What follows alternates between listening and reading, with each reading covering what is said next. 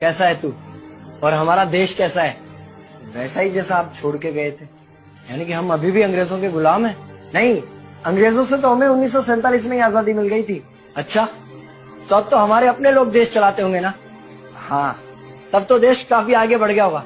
जब हमारे अपने लोग देश चला रहे हैं तो गरीबी और भ्रष्टाचार का तो नाम ही नहीं होगा। सबको बराबर हक दिया जाता होगा, किसानों और मजदूरों का अच्छा ध्यान रखा जाता होगा ना? नहीं, ऐसा तो कुछ नहीं है। तो कैसा है बताना मुझे। कैसे हमारे अपने नेता, हमारे आजाद भारत के नेता, 100 साल हो गए मुझे गए हुए, बताना। हमारे अपने नेता वो तो अपनी जेबें भरने में लगे हुए हैं। आने वाली 7 पीढ़ियों को नहीं बल्कि 700 पीढ़ियों को ना कमा कर खाना पड़े उस चीज के इंतजाम में लगे हुए हैं। तो तुम लोग क्या कर रहे हो और हमारे देश का युवा क्या कर रहा है? हम लोग तो इंस्टाग्राम पर रील्स देखने में बिजी हैं। यानी कि हमारी कुर्बानी का देश के लोगों पर कोई असर नहीं पड़ा। देश के लोगों में कोई देशभक्ति नहीं, कोई देश प्रेम नहीं। नहीं, ऐसा नहीं है। आपके लिए और देश के लिए बहुत प्रेम है भारत के लोगों के दिलों में। हर 15 अगस्त और 26 जनवरी को तिरंगा फहराते हैं, पूरे जोश के साथ भारत माता की जय बोलते हैं और आपकी डीपी भी लगाते हैं। और भारत और पाकिस्तान के क्रिकेट मैच के दौरान तो हमारी देशभक्ति पीक पर होती है। तुम इसे देशभक्ति समझते हो?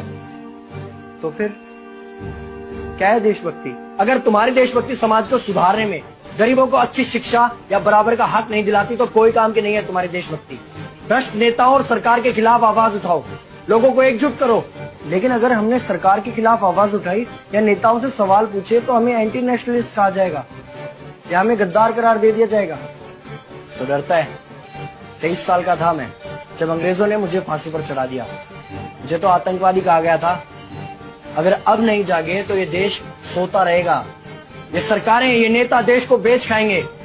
इस भ्रष्ट सरकारी तंत्र से लड़ो। देश को क्रांति की जरूरत है।